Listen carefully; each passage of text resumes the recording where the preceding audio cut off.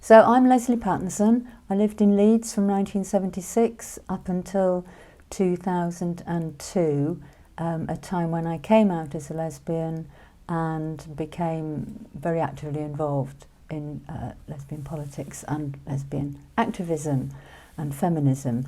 And the objects that I'm donating are two jumpers that I knitted myself. So the one that I'm wearing, and also this one in lovely rainbow colours with women's symbols all over it. The reason that I wanted to knit this black and red jumper was that I first saw this symbol on a postcard which advertised the National Lesbian Conference of 1981, which was held in London, and I thought it was such a powerful symbol for a number of reasons. So it's three interlocking women's symbols with a flash of lightning cut right through it. And so the lightning for me is about power and energy and force and immediacy and a bit of fear as well, because it's powerful stuff. And the women's symbols I liked because it's three of them, so it's not two linked together, which is, it denotes sort of more of a lesbian sexual relationship, a couple, but it's three, so it's saying lesbians together, not just as a group, can be active and powerful and strong and bring about change, and is something maybe to be a bit afraid of. At the time, I suppose, we had the labyrinth symbol and we had the double women's symbol, and the rainbow flag was just, I think, making it to the UK, and so that was why I knitted the other one in the rainbow flag colours as well. So it was a way of getting a message to people without having to say, I'm a lesbian, I'm a feminist. I could wear my jumpers and hopefully people around me would immediately know, oh, she's a lesbian, she's not afraid to be out, she's a strong woman, this is what she believes in. So before I came out in 1978, I was very quiet and shy, and then I started a job where I had to be more open and speak in public. And when I came out as a lesbian, that gave me a lot more confidence to do so, because I felt more at home with who I was and more able to convey that to others, I suppose.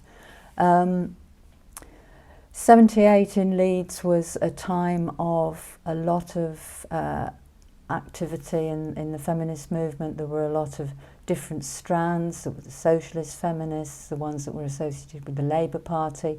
There was the growth of radical feminism and the revolutionary lesbians, and political lesbianism was a new idea, I guess, in the late 70s, and then it grew a lot, particularly with some of the women that I was associated with. But there were a lot of tensions. There were tensions around class, primarily. There were tensions around race. There were tensions about different belief systems and different politics and different aims of the politics that we were engaged in.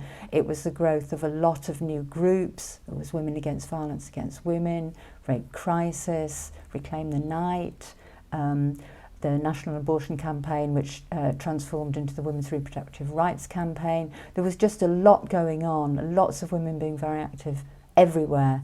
I was asked by a young woman if I would help her set up a new Leeds Lesbian Line, which I did in 1982, and I think that was a kind of, for me, that was about making sure that there was a safe place for women to come out to, a little bit of protection perhaps from some of the tensions in the politics, so that women could be helped into that a little bit.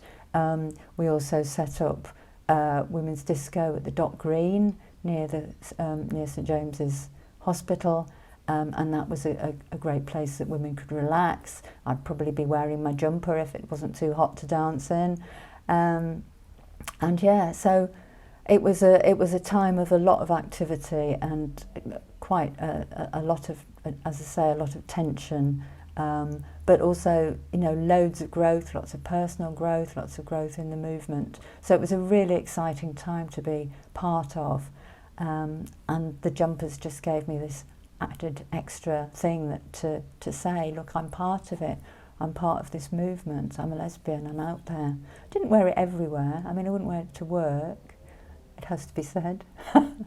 In the 1980s, women were getting very involved in manual trades, and there's the Leeds Women's Manual Trades Collective, doing plumbing and electric and bricklaying and everything.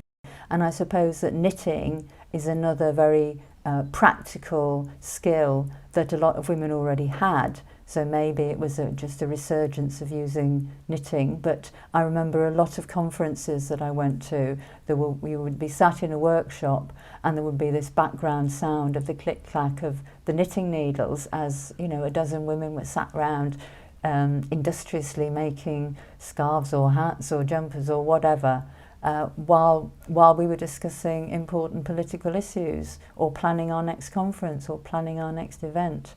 So you would arrive with your, you know, your bag of knitting and your whatever else you needed for the conference.